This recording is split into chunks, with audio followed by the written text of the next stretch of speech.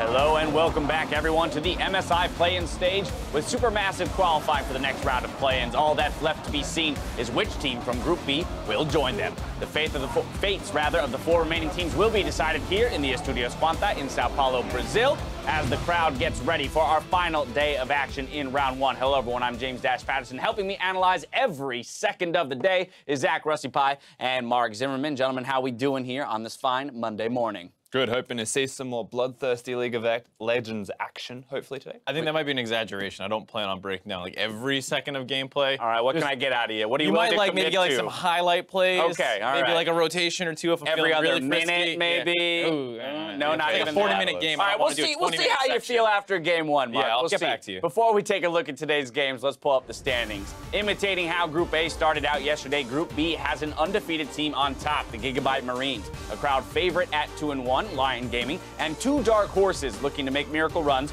Virtus.pro and Isurus Gaming. Right, but the big difference is when you compare it to Group A, where you had a very clear team at the top that demonstrated over their first day that they were the best team in the group. I feel like in this group, it's not quite the same way, where there's a lot of back and forth over the course of the games and not as decisive as victories as we had seen, like we had said, in Group A, despite the standings being the same. Well, we'll see if teams can make moves early on in this stage to secure their spot in the next round. Our first game of the day pits Isurus Gaming from the CLS against Virtus.pro from the LCL, followed by Vietnam's Gigabyte Marines versus the LLN's Lion Gaming, with all the teams facing one another until we have a top contender. It's important to note these first two games out of the block here are very important.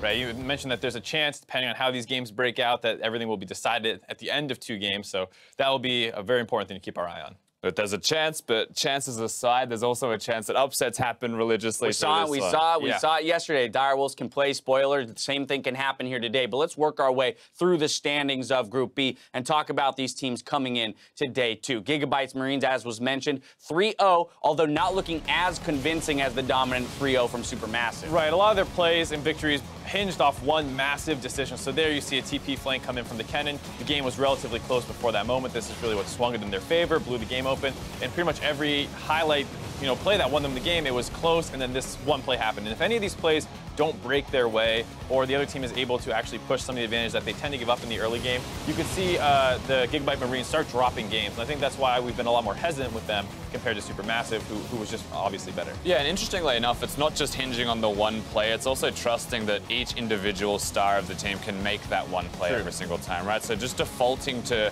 I guess, trust with respect to the fact that their players are better, perhaps, than everyone else in their group in individual roles. Optimus and Levi, the best examples. Yeah, I mean, that final clip there in the role is a full 5v5 with the Baron at 2k health. I mean, that's essentially a 50-50. So, although a decisive call, still a risky one that, had it gone the other direction, could have resulted in a loss for the Gigabyte Marines. And that's where I want to now jump to team number 2 in Lion Gaming, because while they're one game out of first, a lot of people are still looking at this squad as the one that can make make the run today to grab that first place slot. Right. I mean, they've had that really, really long game against Gigabyte Marines where they did not look like themselves. This is the team that coming into the event, we were talking about how aggressive they are and how they always had these massive leads. And then they just, whether it was because they were scared on the international stage or they had a lot of downtime between their first and second game, they just didn't look like themselves. And if they ever do come out of the gates really strong, they might be able to start taking these games away from Gigabyte Marines. And you could speculate that it's just not being comfortable against better caliber of individual players as well. We just highlighted the Southeast Asian region from the Gigabyte Marines, but Lion Gaming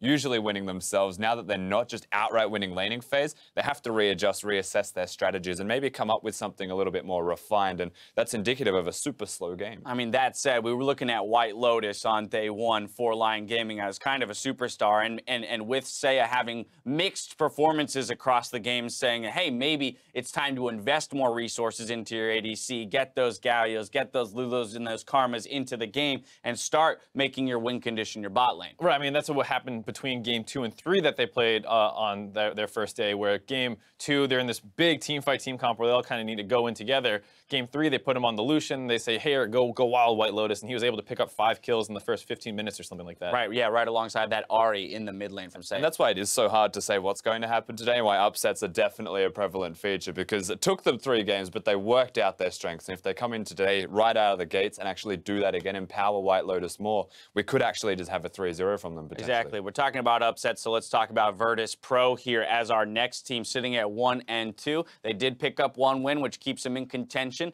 but we saw them have a couple different looks on the day. We had the Blitzcrank game as well as a Braum and Nautilus, so a lot of beef coming from the bot lane. Definitely a different look than what you're seeing out of a lot of other teams, not just in their group, but around the world. Not many people are playing these kind of melee tank supports, and it makes it look like they might be able to make it work. I just think they need to make sure they're picking it at the right times. When we saw that Blitzcrank, they picked it into a comp that had a lot of defensive tools available to them. The only target they could really go for was the Ashe, and a number of times they found her and were able to get kills, but after that, the Blitzcrank's basically useless. So if they want to go back to the Blitzcrank, make sure they do it when it's against an immobile control mage or a squishy jungler and these kinds of things, so you can actually exploit a team versus just going for this one target. Exactly. You can find kills, but if you're not actually finding the victory, the kills don't mean anything to you, right? Plain and simple. It is curious, though, that a CIS support is playing melee supports, as you mentioned, like the Brahms and the Blitzcranks, when historically as a region, they're known to just be hard carries from that role. And I guess it's his own unique way, Santos, of actually carrying through that position. Absolutely. The final game, or final team, rather, we need to touch on is Isurus Gaming. Thoughts here, as we will have, opportunities and, to beat any of the 3 teams that they lost to on day 1. I mean, when you look at the team, they definitely seem probably like the weakest team in the group, and I think you have to look at Emp in a big way because he was supposed to be the star player coming in. I think he struggled to perform on the international stage, and even if they get knocked out early into the day, I expect them to still be really hungry to go out and prove that, they are the best team from the South American region, and they want to really dominate some people. Yeah, and look, 0-3 doesn't speak towards some strength that the team did have. Yes, they lost, but QQ still looked good even without Emp. They're known as a duo. They're meant to be invading together, have winning lanes, and it could come back to the draft for Isurus Gaming, but it also could be as simple as QQ, instead of having to go mid to help Emp, having him just win lane, play better, and then go help QQ because that's when they always win. All right, so now we have a picture of Group B and kind of where they enter the day. My question to you, gentlemen, is what do you want to see out of these teams? Where do you want to see growth from any of these squads? And ultimately, at the end of the day, who are you most confident in rising to the top?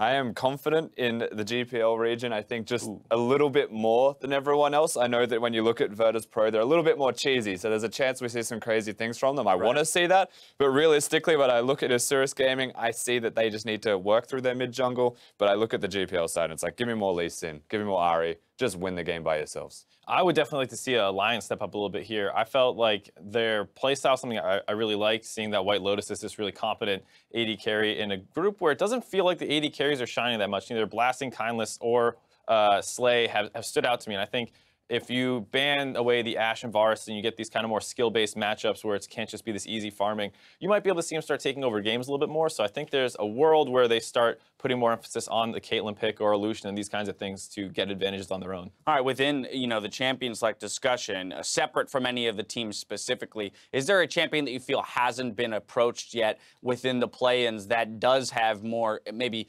power or influence than teams are giving weight to? There's always specific champions. I can speak towards this group in particular and say that what Group A is doing, I feel like Group B should be looking at more. Okay. Because the bottom lane, as you're mentioning again with the Lucian, where's the Caitlyn Lulu showing up in this bottom lane? They're getting Ashe and Varus usually banned from the groups. I want to see this combination because I've no doubt in my mind that Group A is scrimming Group B. That's the safe group to scrim, yet they're playing the opposite things. Like, surely they have these in the repertoire. I think that you can look at a lot of things in the bot lane too, like the Sona priorities being really high, all these melee supports. If you're confident that your bot lane can actually beat those just through straight up 2v2ing, you should take the Karma or the Lulu, like you said, and try and smash lane. And maybe you can get some roams coming down because there's a lot of Talia and a lot of carry top laner. So a lot of different stuff going on. Within the bot lane meta, just yesterday, although it was in a game that technically had no weight, we saw BRTT bring out that Twitch, and Twitch is a champion that will always have effectiveness when you get to that team fighting stage, especially with a couple kills under his belt. A couple. I mean, that was like he was like 10-1. But I mean, I just you get a little bit ahead of the item curve generally with that. Right. Many well, kills. then you can 1v5. Yeah. But back to the to this point again, if we're going to go bot lane focused, do you think that people can extend outside of the more Caitlyn Lucian focused meta, or that they should sit in those more certain and determined matchups? And it's weird because that game may not have meant a lot, but we saw a Twitch against the Cogmore, and that is something that you want to see more and more. The reason Jinx was seen by BRTT is because they got banned. Twitch and Cogmore taken off the board, and Caitlyn also gone, so he defaulted to Jinx. But he is the only player, it seems like, in this whole tournament that is willing to play these hyper carries. Right. That is something I do want to see more of. The game time is too short here, though, so it's a bit harder to use. Absolutely. And then now, assuming a team goes all in on the ADC composition, I'm going to preemptively pose the question to you as to how to beat it. Right? What is the kind of composition, given the current meta, that you would want to draft that's designed to destroy a top-performing ADC? Maybe a Blitzcrank, but anything that can really, whenever you have a shield comp, the longer the situation goes, the worse it becomes for you who are not the shield comp. So if someone is able to get that much more effective HP multiple times, you're probably going to lose that fight. And anything that has either high burst or high pick-off potential is going to be what you're looking at. So things like Syndra, if you have a Gragas in the jungle, like I said, jokingly, the Blitzcrank, but honestly, if you can get that thing, absolutely, any champion that can really start a fight off and instantly make it a 4v5 does really well against shield comps. So interestingly, if one team goes with more of an ADC-centric composition, you're actually then maybe looking at the mid lane and the junglers as being able to deal with that so we can get a mismatch in the lane priority between the teams. Well, the teams are just about ready to get into game, so it's time now to send it over to the casters to kick off the day. Thank you very much, Dash, and welcome, everyone. I am Rivington Bism III, and helping me oversee the fate of the groups, or the teams, I should say, in Group B is Andrew Vidius Day, the insidious Vidius. How are we doing today? I'm doing great. I'm very excited to see what teams can bring it out on the final day of round 1. We still have round 2 to come, but we still have to figure out who the other team is that'll be joining Supermassive. Pressure's on, and we may still have an undefeated in the group. Today, however, we have a rematch between Isurus Gaming and Virtus.pro. Before we get into Champion Select, we do have to jump into the roster rundown. On the blue side, it's Isurus Gaming. That means in the top lane, it is Pride. Coming out of the jungle is QQ Moore. Emp in the mid lane. Your bot consists, words of Kindless and Newbie. At support with Coach Ukir. Meanwhile, on the other side of the rift will be Virtus.pro. In the top lane is Doxy. In the jungle is Creox. Their mid laner Paranoia. On bot is Blasting. Their support Santos. And their coach move. Saw a lot of plays on your screen. These guys obviously had a little bit of a break, ready to come in, make more of those plays. We heard them on the desk, maybe a little bit of a bloodbath. Maybe they can start to temper things and control the game a bit more with their picks. How do you feel they're going to go? I feel like the Virtus.pro were the team that were very ready to fight. They were the ones that were looking to run down mid, make those plays happen, and I think they're looking to bring it to Isurus Gaming just like they did before, because Isurus, they seem to be a team that not performing up to the level that we originally expected from them. These guys were known in their region for playing a lot around the top side of the map. They love to get this Renekton Elise combo, but when they were able to get it only 2 days ago, they were not able to make it work for themselves. So I want to see whether or not Isurus can play more with confidence, if we can see a little bit more from them going up against VP today. The crowd may be a little under their skin. Sometimes it helps to boost you, but if you are the one that's behind in the game, it's a very daunting voice to hear continuously chanting around you.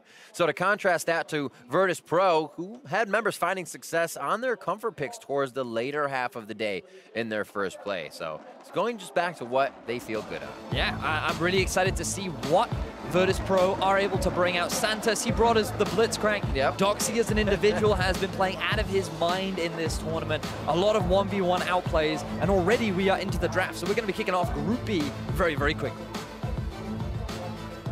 See what happens. A lot of the damage dealers being taken out off the side for Isurus Gaming. Fizz and Graves right away, focusing more on that utility with the Galio and the Ivern from the side of Virtus.pro. Ivern obviously finding himself on that ban list with Graves throughout the entire tournament pretty much. A lot of direction. It looks like Isurus Gaming had a clear idea of what they want to take off the board now. Bear in mind that Virtus.pro, they've had a lot of value on this Lee Sin in particular. Isurus Gaming, they could look to round out a very early Lulu pick if they wanted to. It's a very safe support, provides a lot of peel. We've seen a lot of it in terms of the protect the AD carry styles of composition, but we're also seeing that for Virtus.pro, I think they're also going to be able to get a lot of their comforts. Champions like Nautilus are still left available for Doxy. We already talked about the Lee Sin. Varus is an AD carry that has still been left available, so I think a safe draft for them could very well be the Lee Sin into Varus. The famed Sona hover as Virtus.pro waits. Going to get that jungle and possibly bot lane in. Kha'Zix going in for Kriox here. Still wondering today if teams are making what they want to create here, or if they're kind of going to organize around the composition they're looking at in their opponents. Like we said, with the Blitzcrank, the Sona picks, they're kind of doing what they want. It's a style I'd like to see here in a tournament where you kind of just need to go from game to game and not showing the same thing. It's going to be the Ezreal lock-in, so a bit of safety, bit of in and out here for Virtus.pro to play the team fights in a very spaced out manner. We'll see how Isurus answers. Very surprising that Virtus.pro would opt into what will already be a very difficult matchup for them to play. We did see them on their, in one of their matches, bring out the Ezreal Nautilus bottom lane into the Sona Cannon, where they actually had a fair amount of success, even though they lost that game overall. But I feel like now Isurus Gaming, like, not only have they guaranteed themselves a very powerful duo in the bottom lane, they're going to guarantee the push, they've also got an early game jungler that, in all honesty, has a lot more playmaking potential, has more room to make these sort of outplays. And I feel like Kha'Zix, we have seen a limited amount of success throughout both groups. Yeah. And I just wonder whether or not why it has so much value. I feel like, sure, Kriox, he may be the style of jungler that likes these early playmakers, but we'll see how much success he can have on it today. Absolutely. It plays in the favor of QQ more. We saw his Elise previously. It's almost 3 buffed. I think it was by Levi. Had a tough game in another one, so QQ more on this league could really start things and get that confidence building here in the first game of the day 4. Orianna answer already. Interesting. Obviously a safe pick. Interesting to way synergize with, see what they put in the top lane or in support. With Syndra banned, Orianna becomes the next safest pick, as you rightly said, and now Virtus.pro have the freedom to ban out a lot of the other mid laners, so champions like Echo and Ahri could very well be taken off the table.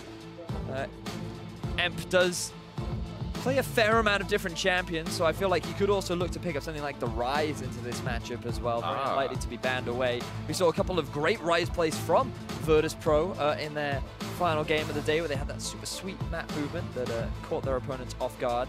That would actually be pretty great, considering that a lot of the team wants to be in and out.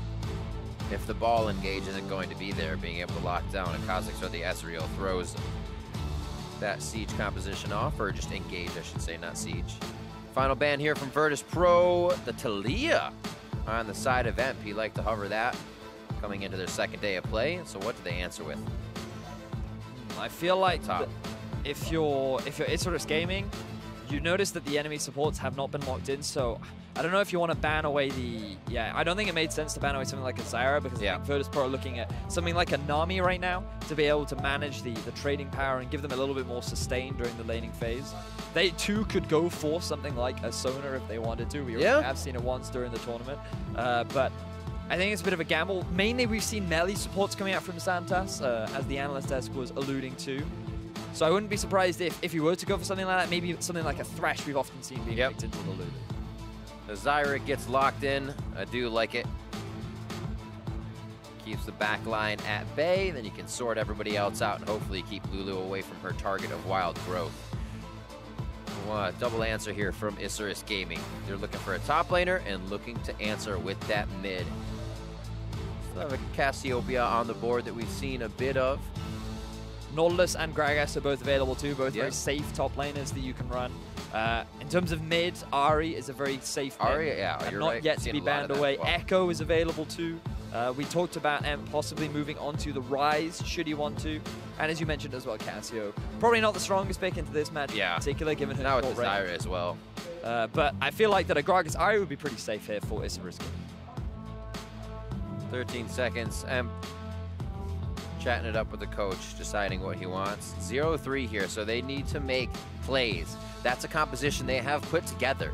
A composition that can force the fight to get themselves some wins and also absorb a fight with a little displacement and safety for their AD carry if they need it. So really well-rounded here from Isurus Gaming. We'll see what Virtus.pro can get. I want to say Rumble is likely to come out from the side of Virtus.pro. He should be able to deal with the push coming out from Gragas, and he synergizes nicely with the team fighting composition from Virtus.pro. The big thing that I'm worried about for Virtus right now is the fact that they don't have a reliable engage tool at the moment. With the Renekton, they do have a flanking opportunity available to them. But being able to engage on a composition with a Gragas, Ahri, the Lulu, Caitlyn, the disengage from the Lee Sin as well. You're still just shy of the word reliable. Exactly, just right? shy.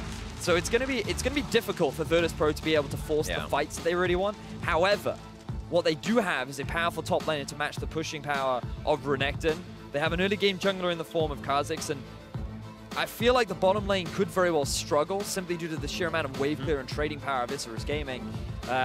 But given that the bottom lane is going to be pushing in a lot, that could give a few windows to cracks to look for a few early ganks down the bottom lane, because if you ever get caught up by those grasping roots, that's going to be one dead Yordle. Very true.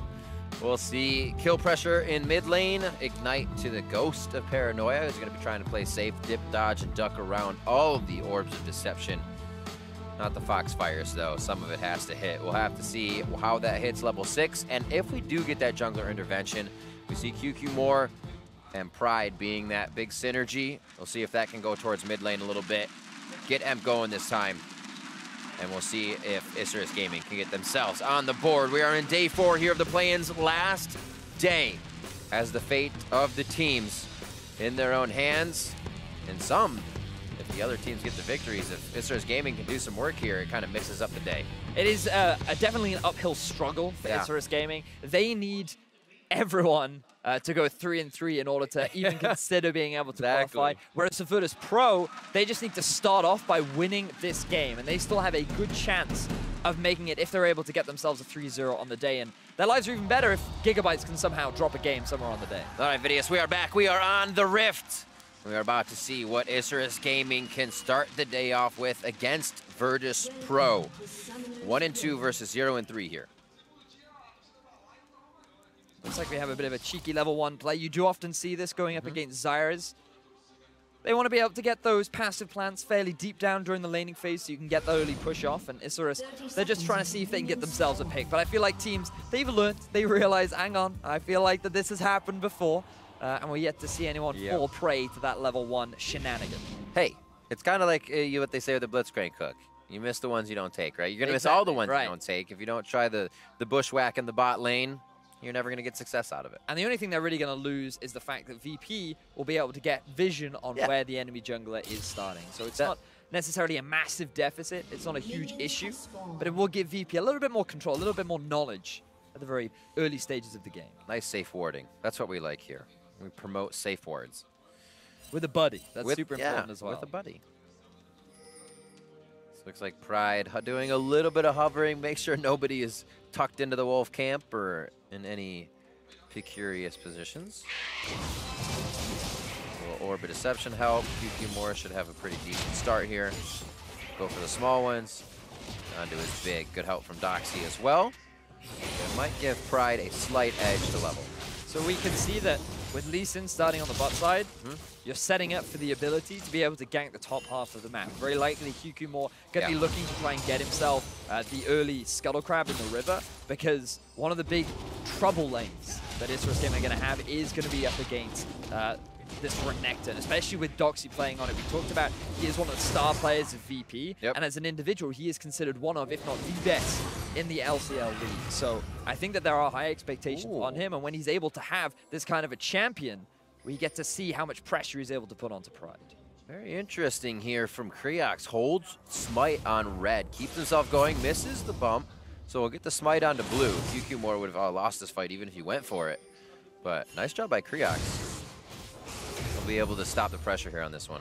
Mid could get a little bit of love, though, from QQ Moore. It seems like Paranoia is going to be aware of that. Does have to blow Ghost, though. Interesting pathing from Paranoia. Yeah. He ends up spotting out QQ Moore and then walks back into the lane, but this will delay QQ Moore's pathing even more. They already had insight as to where on the map QQ Moore was starting, but the fact that he tried to go for this invade means that Creox will now already be level 3. He's going to be able to go back to base earlier, pick up his jungle item earlier, and he's just going to be faster on so many more of the early jungle game plays as we see a bit of a trade up in top lane. The minions. That's when it comes down to the minions, and you have to back out of the fight. Flash was blown by Doxy. Could be a 5-minute repeat here if QQ Moore, I should say first gank, wouldn't even be a repeat. That was all done by Pride. And that was Pride. He was level 2 first in that lane. Doxy was helping with those Raptors, so he's been able to utilize that small advantage. You can already see a slight CS discrepancy. VP Doxy being forced to use his teleport very early on just to try and mitigate some of the early pressure that he did end up losing. But this is all right for Isurus Gaming. You can see they've actually got a lot of good pushing down in the bottom lane. A heal even being burned down onto Santos after he takes a lot of harassment. There.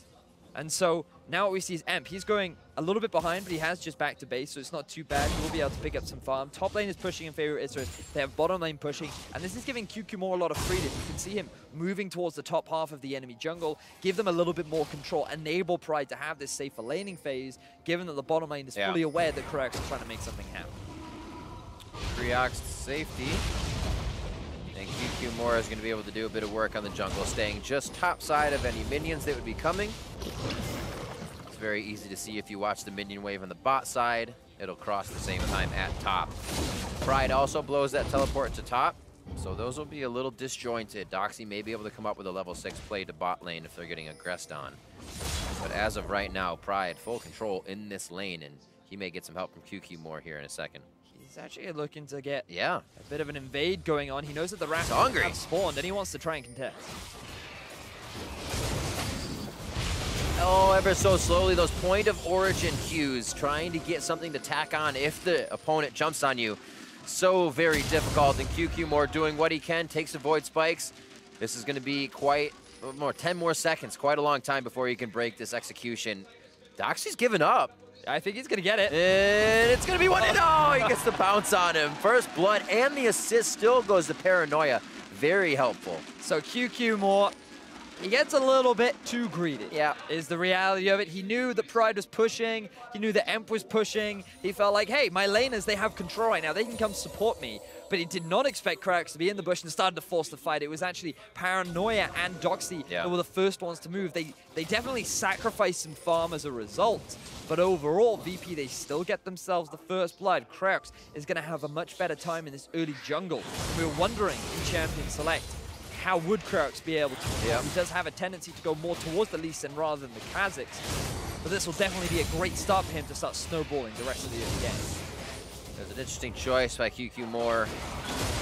And the pathing from Newbie causes him to flash. Smite goes down, Creox gets a little bit of health back, but he's going to lose his life for it. Blue buff ultimate transfer back over to Emp as Creox got QQ more refresh. So this thing is just cycling around the map, and Isurus picked themselves one up. So Isurus, they were playing the long game. That was it. They just wanted to get the blue on the mid laner. And now they're posturing around the middle lane, but this time Virtus.pro, they were the aggressors. They were the ones looking to get some deep vision, trying to steal away the enemy Raptors. And I feel like, Riv, that these Raptors are the bait reel here. They're the ones drawing the enemy jungler in, and the lure is just too strong. A very swift rotation down from Emp, being the level 6, enables him to get that early kill. And now he's the one that's going to have a lot more control. He's going to be the one to hit that Morello much earlier than Paranoia will. Kindless able to farm up at his turret, so the rest of the team playing safe. A BF sword to tier stacking in that lane. So they may have to be ready to use that Zyra disengage at some point coming up. That is not what you want. No, it's not. But the farm is going to come back at blasting, so he can just kind of hang out under the turret if he doesn't push this too hard. It seems like Kindless is doing a nice job at keeping it that 75% mark, so they do have a bit of a lane to fight it if they want. Also keeping my eyes on that Infernal Drake as well. Likely to be a big point of contention between the two teams.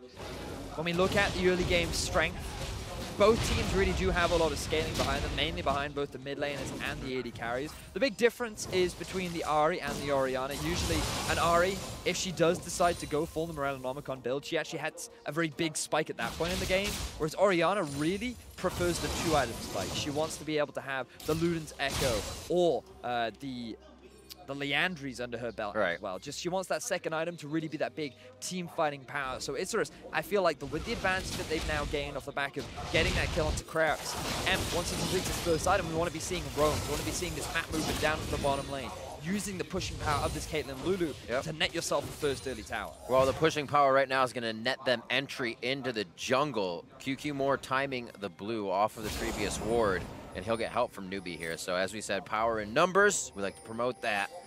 And it looks like Isurus Gaming continues to move their vision forward, tries to work off what is right now an even game. Oh, the dodge by Paranoia just to the left. Very nicely done, dodge and a miss. I think both, half of both. But it's going to be blue over to Paranoia. That was smooth, Paranoia. That was really, really nice. You can see that when you funnel into that small choke point, you're asking to get hit by a skill shot. And Paranoia, he kind of got the bait and switch, right? Just before he moved up, he then moves back in, able to get the sidestep. And he doesn't end up falling to the chime. Is still able to get himself the blue buff as well. So he's going to be a happy camper in the mid lane. And no death goes down in favor of Isurus Gaming. So we're having a bit of a slow game to start off the day. Yeah, and it's only going to get slower with things like that, right? Foxfire goes, Foxfire, Spirit Rush goes down.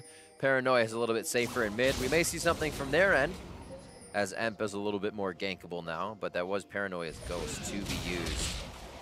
Have to see if any of these turrets can really gain pressure. As you said, it's kind of a Raptor has turned into the big objective of this game, and that's where all the power is going. But now that Kraux has actually gotten a bit of deep vision down the bottom half of Isurus Gaming map, Isurus is gaming jungle rather. He's actually looking to start off this red buff. He knows that Lee Sin, given this ward that he has actually around the blue area, spotted him out. And Isurus Gaming, they have no idea. Really good awareness from Kraux to just pick up this objective for free. That feels great too, because to them, Kraux has seen QQ Moore in his face the whole time. They realize that Isurus has been trying to promote so much advantage, and then they're able to sneak that one out right under the skin after kind of defending the whole time. Doxy, a Tiamat just a bit ago as he returns to lane, so we'll have a little bit more push and pressure on that lane. The big problem for Doxy right now is the fact that the Ninja Tower have already been completed, but we have a gank in the bottom lane. Over to the minions, ward hot, Santos gets kicked back, popped up as well from Kindless's Wild Growth. But they come up with a kill in the bot lane. We'll see how much push they can get down on this. Easy peasy lemon squeezy for Isurus Gaming. They just walk into the lane. They have full vision control in the river. VP, the overstep just too slightly. Santos, he can't even flash away. No, he was kind of like, okay, I'm dead. I'll hold everything. I'm going to hold it. It's like, I accept defeat. And this will allow Isurus Gaming to start just chunking down onto this tower. So good pressure from them. Yep. And now Kraux, he's forced to move to the bottom side because he's paranoid with a little bit of a dive. But fortunately for Paranoia, he is keeping them in lane. Just look, you're overextended, absolutely zero vision. It's so scary up here. It certainly is. Afraid of the dark. Well, no, they weren't. That was the problem, Rick. They were playing with the dark, and the dark bit back. Clean play there as they used every ability necessary to take Santos down without the help of Blasting. Blasting did blow his flash, but kind of meaningless on an Ezreal. He'll still just shift around and keep himself safe. Oh, Emp walks right into the frying pan, and VP have snuck into the jungle. Swift kill from Virtus.pro. Kraux has done a great job of maintaining control around the bottom half of Isurus' Gaming jungle. And he too moves with a buddy, so that means that Santos is able to get himself a bit of revenge onto Isurus Gaming. They catch Emp out and he can't even flash himself. So a lot of small picks coming out here and there from either team, not really respecting the vision control from their opposition. The proactive hit's definitely helping for VP. We mentioned earlier, it's not a full engaged team. It's kind of conditional. They have to hit the ball. They have to get it on Kha'Zix there if they can just get the picks. And they have all the siege power they want, 5v4. Kindless now to the bot side. They have the entire jungle to run through. That becomes harder when the top tier of turrets is still out, but they're making it look easy. VP continuing to go back and forth here. Both both teams trading well. It's a little surprising, the lack of respect that both teams have, but just the darkness that is on the map right now. That is true. Isurus Gaming feeling confident because you can see this little ward that Lulu is currently walking over. They thought, hey, you know what, I can see, but Kindness clearly wasn't looking in that part of the map. Ends up getting caught off by Santos, forced to burn both of his summoners after not having his support available to him. And this is going to give a little bit more control of it lasting. More fights? More fights because we can. That's what they're saying between Pride and Doxy right now. Throws the barrel down for the walk to the channel. But they actually don't follow him down towards blue and get choked up in there. Another fight. See, this is actually like the disruption. Keeps them out of lane. Allows the turrets to keep taking chip damage, or somebody's there for a second. It's a lot of discombobulation, if you will, before something comes together each time. And those little lulls always gives one of the teams a huge opportunity to come back. So you never really know. It's also about these little spikes. Notice the paranoia. He has just completed his Morellonomicon, right? So Virtus.pro, they feel confident. They want to try and use these itemization advantages that they have over their laning counterparts. And after that early kill that Amp got, you would expect him to be able to reach the point first, but then Amp was the guy who died just a second ago to Paranoia, equalizing that out. So Virtus.pro right now, this is the sort of early, this is the kind of game that they often play, right? We saw early on in the tournament where they were a skirmish-heavy team. Often they actually fell behind very early on into the game, but they were able to claw their way back in. They were able to find these small picks here and there, but they too do not respect vision, and you have both these teams who are just playing a little bit too carefree because in their own region, domestically, they probably would have been punished for making these kind of plays, and now you're seeing both these teams finding avenues to try and take advantage of it. Well, that's the thing as well. As we look on, it's still early in day 4, but we are in day 4, and these teams have to look towards that NA, that Taiwan placement of the LMS. So who are they going to go against? Who is going to take control of those situations? When you hesitate, when you make a mistake, they are going to have to turn the switch on much faster as they come into these next games, if they make it through. A lot of work to be done here by Isurus Gaming and VP after the first day of play for them in Group B. And here they try to make their mark in the first game of day 4. 2-2, 15 minutes in. And we'll see. Doxy wants to put a little bit of love to the bot lane. QQ Moore taking a lot of damage. Oh, Creox playing the ring around the Rosie, and he can't find a way out. Ruthless Predator locks down QQ Moore. And Kindless as well goes down. In the mid lane as well. Shockwave just ended up getting burned from Paranoia. So VP, they have turned this game on. They have pushed it into 3rd gear, and they are looking to take this early tower down. They noticed that, bear in mind, remember that when you're playing against the Caitlyn Lulu, they're all about trying to push onto this tower. It's getting low. They want to try and solidify that, but they did not realize that there was a crocodile lying in wait right behind them. Kindness, remember, he used all of his summoner spells earlier on in the play, which means that they end up losing their tower, they end up losing their lives, and Virtus.pro gains so much more control of the map. Almost had the end of it. Help picks Q, gets the slowdown. Oh my word, they're everywhere right now as Paranoia tries to get back to lane. Isurus Gaming comes out of the woodwork and come up with a much needed kill. Great patience there from Pride. He realized that Paranoia had the flash. He knew that, you know what, you're gonna flash eventually, you're gonna have to, and if you don't, we're gonna kill you, and if you do, you're gonna die as well. Paranoia, he went for the best play that he could.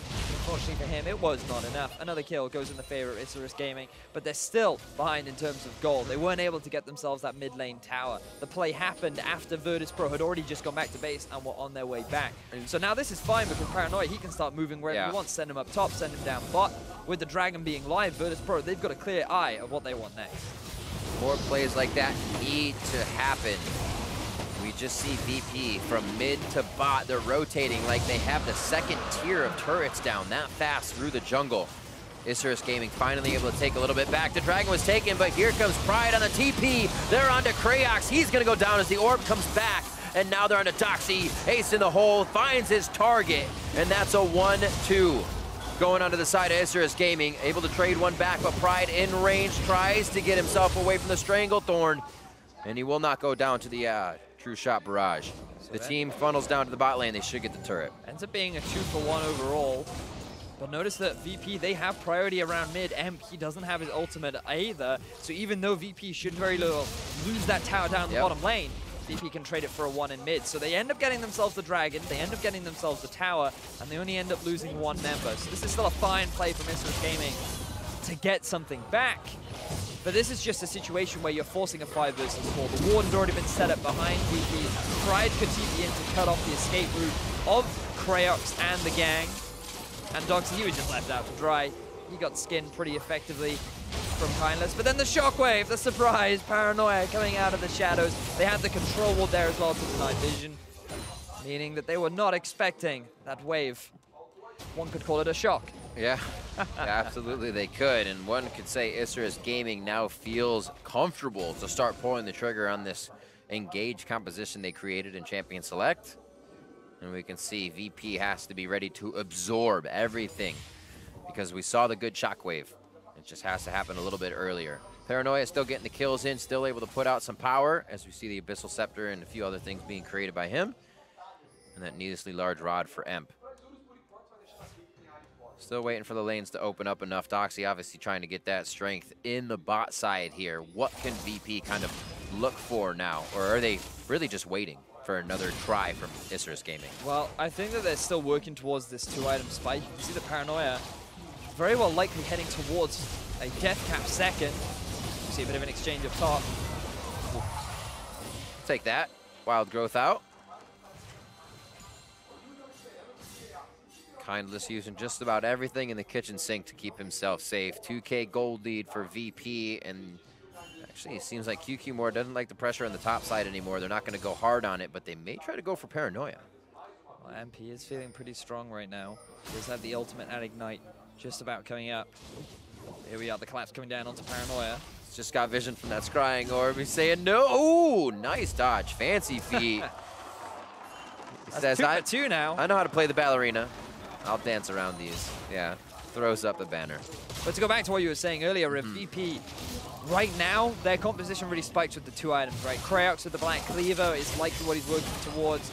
Doxy also likely to pick up either the Ravenous Hydra or the Titanic one. He has the pick of the litter, depending on what he wants to go for. And then Orianna, very likely going towards the Death Cap and the Trinity Force for blasting. So for VP, they just want to stall, wait a little while, and then with the Baron spawning, we'll start to see more activity from VP from the 22 to the 25, where that becomes the big objective for them. But Isurus Gaming, they have big spikes now. They want to try and force things, especially with the Ari. She wants to be moving around the map, trying to find picks, and that's where you see QQ more investing wards very deep into VP's jungle because they want to try and punish VP as they're making these map movements.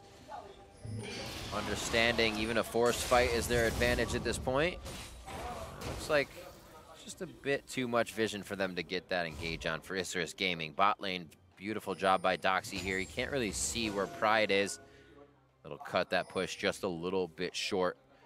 Top lane still getting that love. We did just see and QQ more try to get the top lane, and they were about to run over wards just to do it. So I actually expect that to happen in a few minutes and them not care about the wards altogether. These lanes are pushed up enough for them to have that time up there. Keeping my eyes well on the amount of vision that is just straight up coming out from Isurus Gaming throughout the top half of the river. Look at all these control wards. Like they are saying, you know what? We're tired of you trying to kill our bottom lane. We will deny you that opportunity. I feel like Pride can obviously just go a little bit harder on Doxy too. Just body slam away at whatever situation to keep himself safe. Teleport is up for both, so we'd be ready for those. A very nice deep ward by Isurus Gaming as a possibility right in front of the red buff of VP. But other than that, that would be the way in if the engage happens. All right, so look at this now. Death Cap done for Paranoia.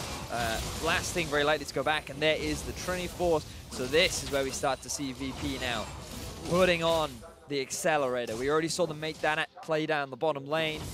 But then the issue was that they end up getting picked. They feel too overconfident. They are a very momentum-based team that when things start to go well, they get a little bit too full of energy, right? And then they use that energy in the wrong way, and they end up getting punished for it. So what we need to see from them now is understanding the item spikes that they have and properly setting up for it. Dragon is going to be spawning in about 40 seconds. You can already see Doxy hanging around that area saying, hey guys, like maybe we should look towards picking up this objective. The Baron is live too, so they want to maintain control over that. And I love the way that that build worked for Paranoia. As we said, the 2-item spike to hit. But he's up against these Ninja Tabis. Nobody's really building magic resistance just yet. So that power spike of the Rabadons, that Sork boots later, whatever. Yeah, I'll get shoes in a bit. I need to get my wizard hat before I get the shoes, right? And your robe, right? 5v5, 5-2-5 Not 5, it's still 5v5. That wasn't wrong. Well, we'll see. No huge discrepancy in any of the CS. It's evened out. It's down to the summoners, the champions, and what items have been created at this point. Right now, the siege finally happening towards that top side. Mid's getting pushed in by Paranoia, so he's drawing respect from M. And Pride is in a 2v1 in the bot. Forced flash, but now they see 2 that might be in the gauge for the top side. Isurus Gaming utilizing these traps very nicely to just zone away Virtus.pro, with the jungler being in the bottom half of the map. Their eyes are on the turret, but Virtus.pro, they're saying, you know what, we'll get ourselves the dragon if we know your jungler's in the top half. Yeah. This builds very nicely towards that Elder Dragon, which we are definitely heading towards. But also keep your eyes on the mid lane. Paranoia putting a lot of pressure down onto M. Ult for ult. Ghost now goes down. Flash as well. Kriox was saying, I have your back. Oh, he's going to go. Oh, don't be shopping. He's getting. Oh, he's not. He shops, but he still has his eye. They don't even have wars down there, so he was just thinking, wait a minute. Wait a minute. Does not feel good. I've seen this before. Kriox as well in a bit of a tight spot here. He's going to get himself out. So push to the top side. Yep. Blasting actually getting that down. Respect's going to have to be called here. We'll see how Isurus now answers after their turret take top. Well, with the siege composition that you have from Isurus, Yep. they're just working their way around the rest of the map, and now you're going up against the Orianna, the core wave player of Virtus.pro. So sure, you may have been able to take bottom top, but things will be getting much harder for you at this point in time now. Pride, bear in mind, he doesn't have his flash, but it's just 2 ships passing in the wind. But it's probably just good game. Good game so far. Yeah, great job. We'll get a replay of this. All right, so the charm hits. Oh, he gets bored under tower. He takes like 2 tower shots, and then... So it was... That's why he felt so good to go in. The ult was actually just previously. Yeah. It was about 30 seconds ago.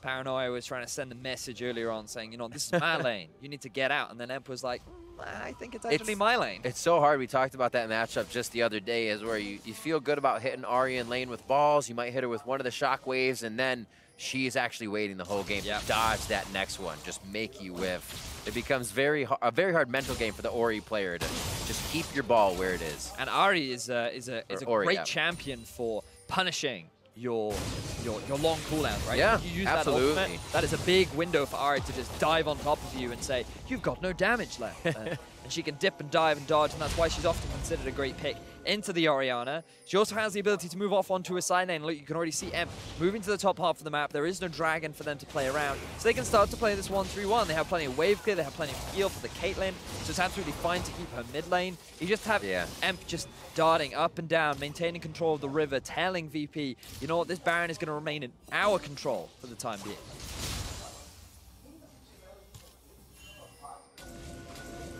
Quicksilver Sash for Kindless has been there for a bit to keep himself in a better position for these fights. Newbie is giving him the Whimsy and the shield. He's getting everything as he should. Pride and Kukimore, they can keep themselves safe, but that's big. That's what Kindless should have just got, as we were saying. Emp's going to try to now head in for the side.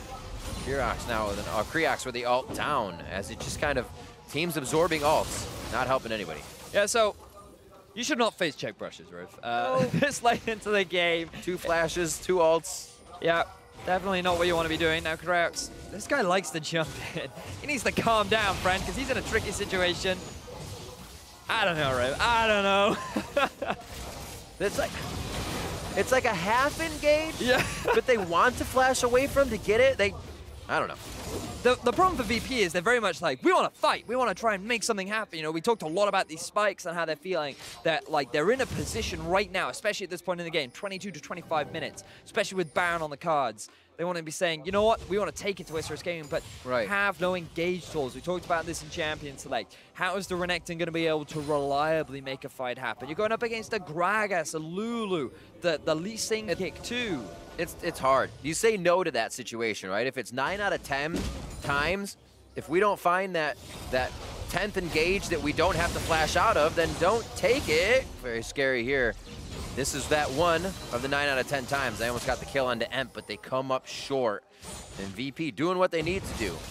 And Isurus keeping themselves safe, but they had to use the ult. But look at this. Like, Emp, all he had to do was burn his ultimate there. Like, that cost him nothing, right? And so Isurus Gaming can just keep doing this, keep playing the 1-3-1, and they have Caitlyn to just slowly siege onto these towers. And VP, sure, they have the Orianna, but if they have good control over the enemy jungle, they can swiftly rotate her up and down, and then that makes it very difficult for VP to be able to deal with that kind of tower taking pressure.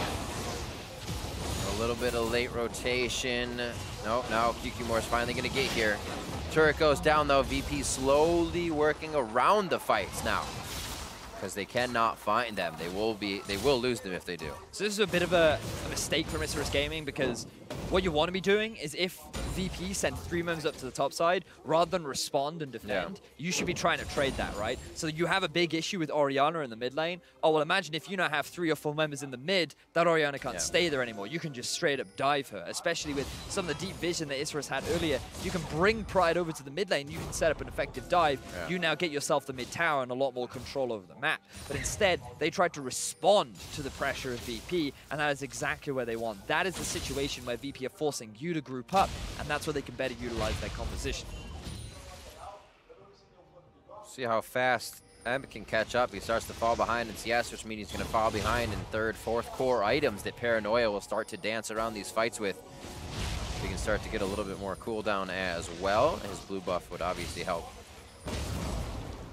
But there are definitely game-changing ultimates on both sides. They've been sharing a lot of CS on the side of Isurus Gaming as VP is getting this push, so I'm not sure when Emp's going to get that CS back, but it may be the kills first.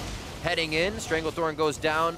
Santas corners himself into the Raptor pit, keeps himself safe, but again, we're back to the same position now. Waves are just about even on the top side. Respect to the bottom for Pride, but now they need to yo-yo the fight and find the one they need on side of VP. This time around, though, with Isurus getting themselves the push in mid, they actually are the prime contenders for this Dragon.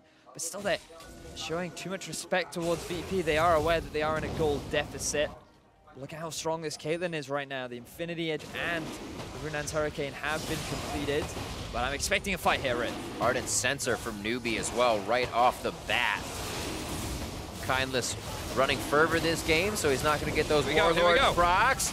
Pride looking at Creox. Doxy can get to the back line, but he has QQ more now and Pride waiting for him. That's going to be the Ocean Drake. A little bit more sustain here for Isurus Gaming as they move around the map.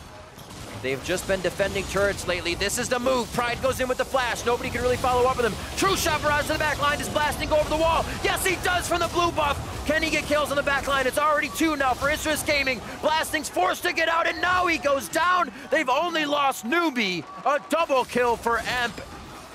Beautiful fight from Isurus Gaming. And finally, we get the fight that we wanted. Isurus Gaming getting themselves 4 for 1, and that Baron is the next objective that they have their eyes on. QQ Moore's in. Doxy could have a go for broke. His flash is down. It would only be the slice in. The dice would not connect. It looks like he's heading for mid for the CS. Isurus Gaming pull the trigger. They come up with a handful of kills, 4 kills. And now the Baron, 30 minutes in. Virtus.pro, their coordination around that fight is not what you want to be happening. They were completely zoned off by the traps and the Gragas barrel with Blasting and Doxy on the wrong side of the map. It makes it so easy for both QQ and Emp to be able to get the flank onto the 2 low mobility squishy targets and shut them down immediately. Blasting ends up jumping over the wall to only lose his life. And Virtus.pro, the coordination just was not there. It feels good to come to a Dragon fight, almost with the Renekton on the back line. Yeah. You can see Caitlyn there, but as soon as they turn on your entire team, you're the only one over the wall, right? And it's very hard to get to the fight. Isurus Gaming just making you out of position like that in that fight.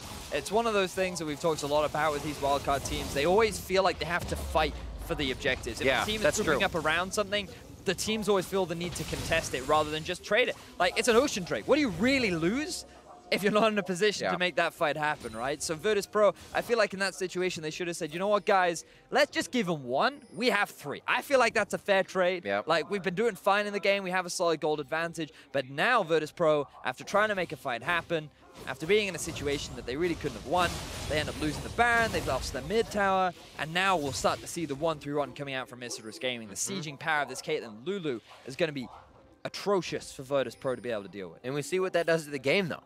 Evens it right up. Virtus.pro had done all that work on the outer ring of turrets, getting their gold early. Then it's swept back up by Isurus Gaming. Another one picked up with 4 kills. And that was a 2-1-2 or a 2-1 and something Emp, now a 5-1-2. And he was just an item behind Paranoia, now right with him. And the ironic part about all this is if Virtus.pro had picked themselves a melee support, which is what we conventionally see from them, they would have had a better way to force these fights. Something like a Thresh, maybe like a Nautilus to just land that hook and be the initiator to really kick things off. It would have been a better situation for Virtus.pro to be able to force the mid-game fights that they wanted and utilize this early lead that they had built for themselves. What is next? ISG in the driver's seat, and they are starting to use Emp in those side lanes. It's the mid now, but aside from his team, he is off in the distance doing a little bit of work. Phantom Dancer now built up here, so Kindless, he has all this survivability and death-defying stuff to be using. And it has helped him. Newbie has actually wild growthed himself the last few fights, and Kindless has still found a way to keep himself alive. Well, think of how difficult it is for Virtus.pro to even get on top of Kindless, let alone kill him, right? Like, Virtus.pro, they kind of have to kill the front line before they can even consider getting onto the back. And then to make things even worse, every time Pride and QQ go in, you have Emp flanking around with his ultimate, taking these creative paths to dive onto those low mobility squishies and making just life difficult for the side of Virtus.pro. And you can see how much now they know how big Emp is. They use the 3-man coupon and go back and buy the Negatron clothes. So everybody can get a little more survivability, almost a spot for a shock. See if Paranoia leads it. Kindless gets the ult. There's the shield. If he was attacking, you get the heal from Ardent Sensor, but you see just how hard it is and just how much was used from VP to not come up with a kill. Emp the Madman.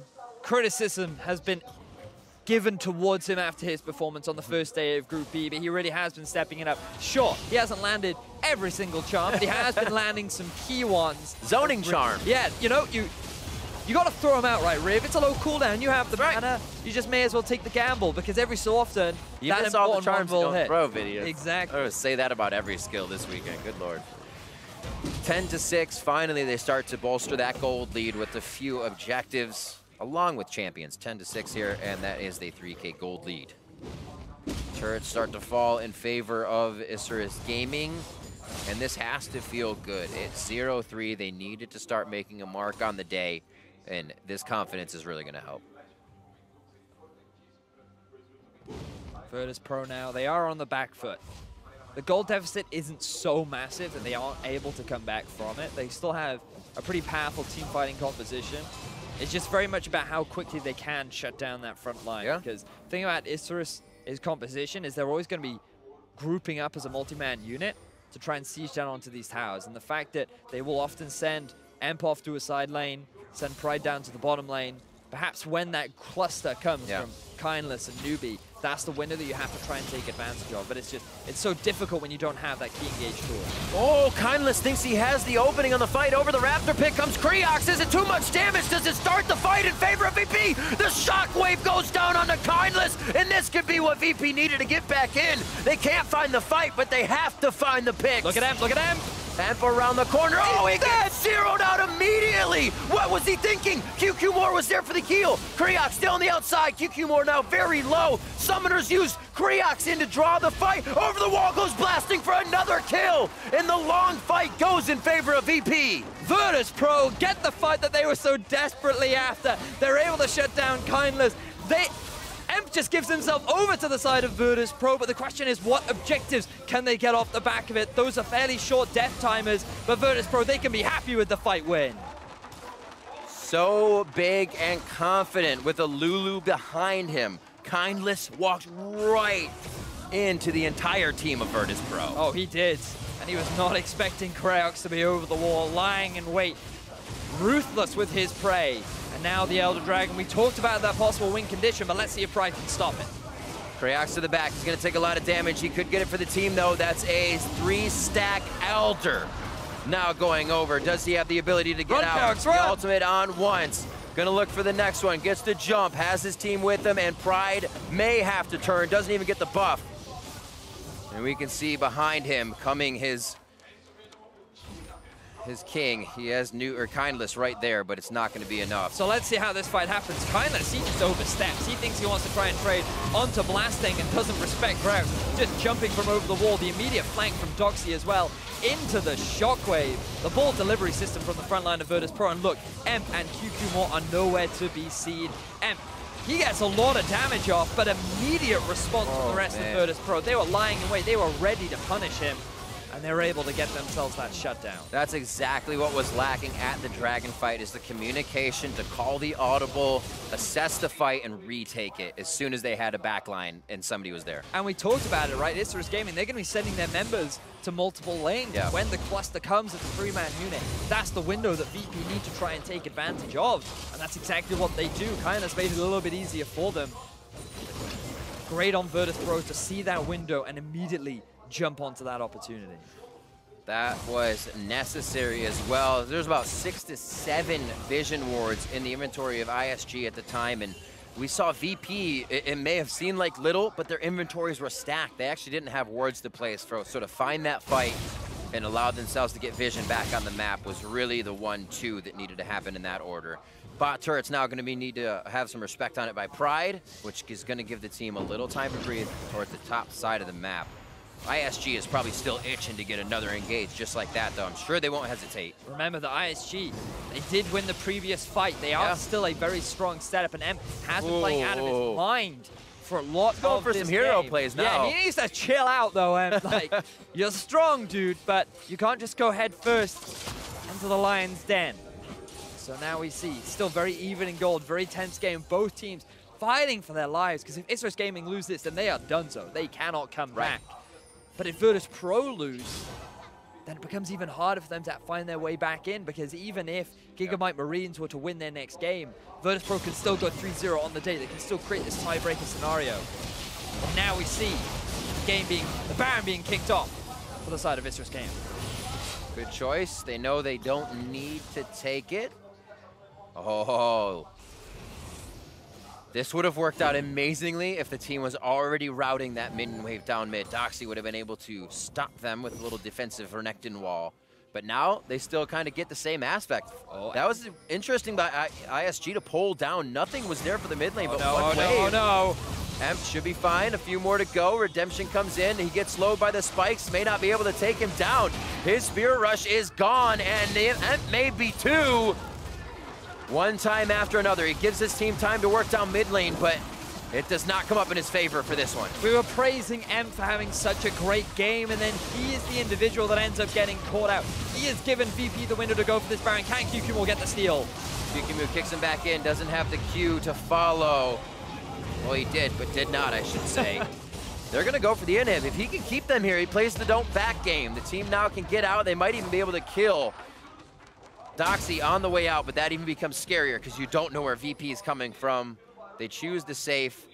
They choose to follow their breadcrumbs home they left on the way in. Now Virtus.pro, they had the early game lead. They dropped it in the mid game after some great fighting from Isurus Gaming.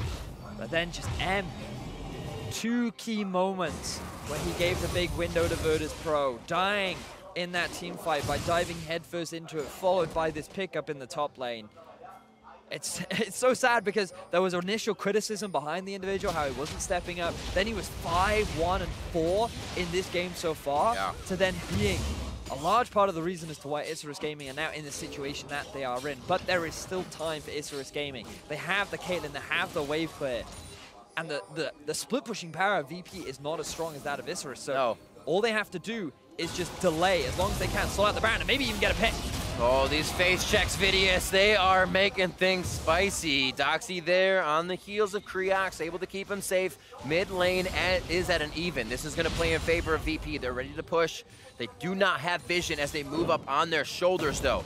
Doxy's really the only one who knows where everybody is. This could be a little scary. Bit of an interesting kick, though. QQ probably not getting the direction that he quite wanted. But still, Isurus Gaming, they hold the line. There's the top lane wave as well. Getting the cupcake cleanups. Santas will be able to see that range from Caitlyn coming up, so he knows how far that Kindless is. Pride backing off. Doxy says, I'm all right to see what we'll waste on my Guardian Angel. He's just not ready to pop it. Coming up on 42 minutes, it looks like the team here knows they can get routed around the second tier turret. VP starting to come around with Kriax. Mid lane has been pushed in, coming through with Santos. We'll see how VP plays the outside of the base with really no siege to be had. It's got to be ISG going in and making a mistake. Virtus.pro, the low range champions, definitely make things difficult. They want to try and get themselves onto the turret. But you can see now that Virtus.pro, they're still playing around 2 different lanes. Yeah. Trying to utilize the Baron as much as they can. A minute still left on it. It's going to be all about top side here. That wave is gigantic, and it's the same scenario as bottom. Too hard to defend, or ISG says too risky to defend in a fight. We may lose too many. Yeah, they're just going to have to sacrifice this tower. Isurus Gaming, not the worst thing in the world, but as we see Santos, he's actually taking a fair amount of damage. Nice ball placement. Oh, Santos walks back. The redemption gets him to kind of fake himself out as he stays in position. Again, Pride comes up with a big body slam play, and Doxy is working off the ball. The other side of the map being destroyed. And now we finally have those inhibitors open for the side of ISG. Krayax now onto Pride. He's not going to go down. And it looks like he'll stay safe in this situation. It's going to be Emp versus Doxy on the bot side as they go for the top inhibitor now. He's going to be able to drop it and almost get the fight. Ruthless Predator goes down. The 3v1 and the G8 to pop. So Doxy's always going to be soaking up the time. Glitterlance takes him down, and he's just going to come back up with the help of his team. Doxy, he needs to just get out of this situation, but he's done his job. He gets himself the bottom inhibitor. The top inhibitor has now been exposed. The Baron has just ran out. So Virtus.pro, even after losing their support, are still able to come out on top. Doing a beautiful job of organizing their CS to mid and top as well. A lot of it, as we said, for Isurus Gaming here has been soaked up by the entire team, so you're seeing a bit of that discrepancy. But as we get up to full items, it's almost not going to matter. As we say, it's up to how the champions are played and what summoners are up. A lot flowing for ISG in that last fight. And remember that at this point in the game, one bad team fight could just give the entire game over to their opponent. There are very long timers. Team compositions are very important, but they can mean less and less depending on the amount of gold that you have. So now we see this situation where it becomes harder for Virtus.pro to continue on with these fights because of how straight up tanky Pride is. And now as a 5-man unit, Isurus Gaming, they want to try and challenge this inhibitor. It's one of those 45-minute freight train fights, TP, as they call it. You hit the team fight, you win it, and you're a freight train right down mid lane. The teleport from Doxy. Remember, his GA's down. Kriax is up, but he's holding himself outside. Wild growth on the Kindness. The Ardent Sensor shield as well to keep himself healthy. And it looks like ISG is able to clean up the first few members coming in. Very low health bars as the shockwave goes out. Hold back in. A double kill now for Kindness. Looking for more as QQ's on the front line. Ready to get that Guardian Angel down, absorbing everything for his team. And Isurus Gaming looking to put themselves on the board here in the play-ins. Nexus in their eyes. Virtus.pro, they've only got 2 members left. I don't know if they can hold it. Coming up only for so long. Kriax doing his damnedest, blasting on the other side, doing just that, firing out every skill shot, every mystic shot, but still wonders and is left wondering what happened as Isurus Gaming comes up with their first win of the MSI play-ins. They talked about it on the analyst desk. We talked about it as a team. Our expectations were that Group B was going to be far more competitive. The bottom place team are able to take their game off of Virtus.pro, but it was a damn hard fight for both these teams. It got to a point in the game where one big team fight could have swung it either way. You just needed the death times. You just needed the team out of the way. And in that final fight, Virtus.pro, they tried too hard to make the fight happen. The coordination again wasn't there. We didn't see the proper setup.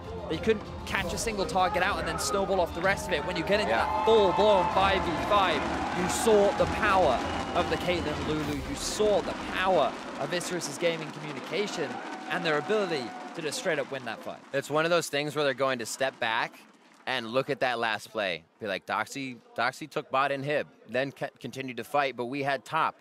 If they had rinsed and repeat, then do that with top mid, and they would have just consecutively taken them down. But like you said, they took the fight immediately. It felt good to get that inhib, and we could have been in all the way. Yeah, because if they had won that fight, then that would have been the game, right? With that exposed inhibitor down bottom. Like, they could have just ran straight for the Nexus, but unfortunately... You're always reluctant to pull back and come. They didn't want to concede the inhibitor. They went for the fight. And they ended up losing the game as a result. Well, Isurus Gaming got to feel good. I mean, they started it off well. We're able to carry some momentum. Still a back-and-forth game, as we expected. But to give us their thoughts on that ISG win, let's send it over to the analyst desk. Thank you very much, Riv. Isurus Gaming grabbing a win on the outset of the day. They'll be happy with that one. But really, gentlemen, I want to jump right into the gameplay and kind of work through this because we had a clash of two comps, two very different styles. We had to protect the ADC, putting all the eggs in the Caitlyn basket on the side of Isurus Gaming.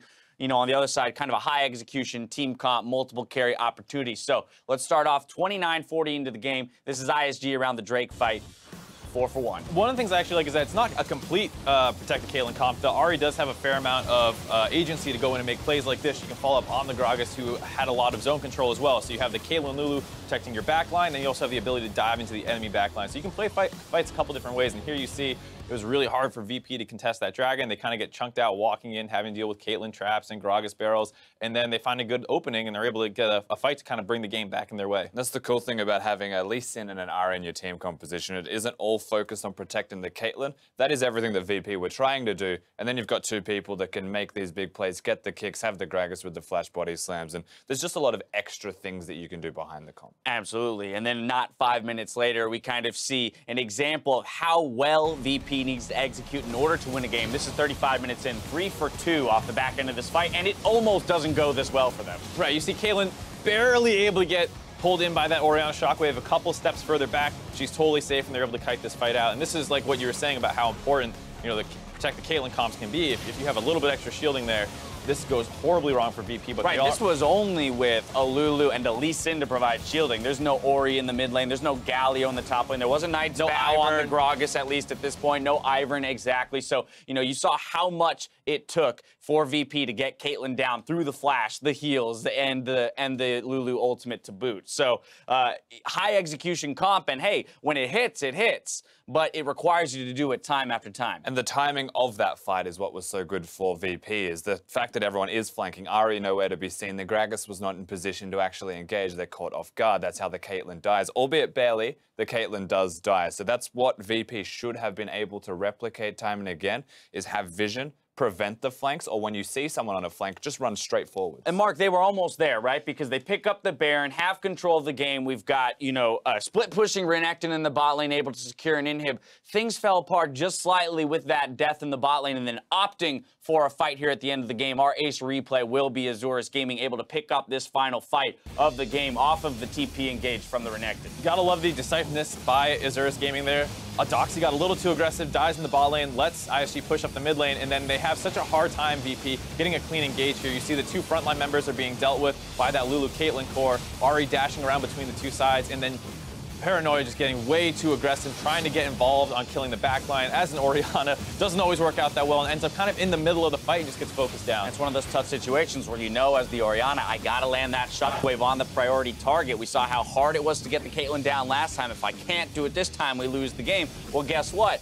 Also, if you have to run through the other 4 members of the team to get to the Caitlyn, you're probably gonna die and lose the game. Pretty much, unfortunately for Paranoia, but at the same time, you know, he had no other choice there. So did what he could to try and kill the Caitlyn. That was VP's strategy. And to the bitter end, they tried to kill the Caitlyn. Very much so. I mean, you do have to wonder whether or not it was even necessary to make the teleport call to begin with, right? If we're going to throw criticism, it's not necessarily within the fight, it's the choice of the fight. Could he not have just TP'd bot lane since he had established this split pushing pressure from prior and just caused them to, hey, give us some back or some map pressure back? But most importantly, what they should have at the very least had was the Kha'Zix in front of their team. No one to protect the Orianna, 100% going to die. Renekton needed to run straight down the mid lane with his team and actually be a tank. When he teleports, there's no such thing as a front-to-back composition, then it's just 2 tanks and 3 carries. Very easy to pick them off. Right, I think you have to look at that team fight as a whole and just be like, how do you win that team fight from how it started? It's not that easy to do, and it's a bigger problem with the decision-making to actually pick that fight. It does suck to lose your inhibitor in that way because, you know, Doxy, when he got that bot inhibitor, he almost got out and turns around for no reason at all, gets sniped by a Lulu Q, and that's what sets off that whole kind of chain of events, that one first domino falling with your top laner dying. And you know, you kind of got to feel pretty bad for VP on that one. Absolutely, because, you know, on the outside of the day, having had that one win under their belt, there was still that realm of possibility where they get to that first place slot. Still possible mathematically, however, becoming... My favorite kind of possible. Yeah, becoming that much more slim in opportunity. And if anything, that's where I want to turn to this next game that we're about to have, being perhaps the most important game of the day, because if the Gigabyte Marines are able to pick up the victory here, boom, just like Supermassive, they've got it. They are into the next round. Yeah, it's a little crazy to think about that just 2 games into today, when it was the exact same kind of layout in terms of, you know, 3, 2, 1, 0, that it gets decided so much earlier in the day, but it's kind of just how the order of the games shake out here.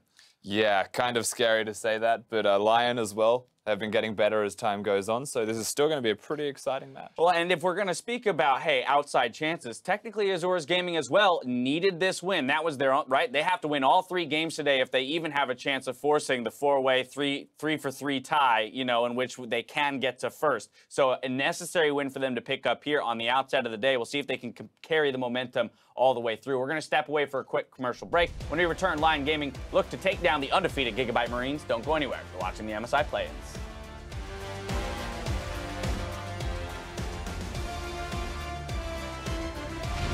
Doxy's given up. I think he's gonna get it. And it's gonna be 1-0. Oh, he gets the bounce on him. First blood and the assist still goes to Paranoia. And we'll see. Doxy wants to put a little bit of love to the bot lane. QQ Moore taking a lot of damage. Oh, Kriox playing the ring around the Rosie, and he can't find a way out. Ruthless Predator locks down. Nobody can really follow up with him. True Shot barrage to the back line, just blasting over the wall. Yes, he does from the blue buff.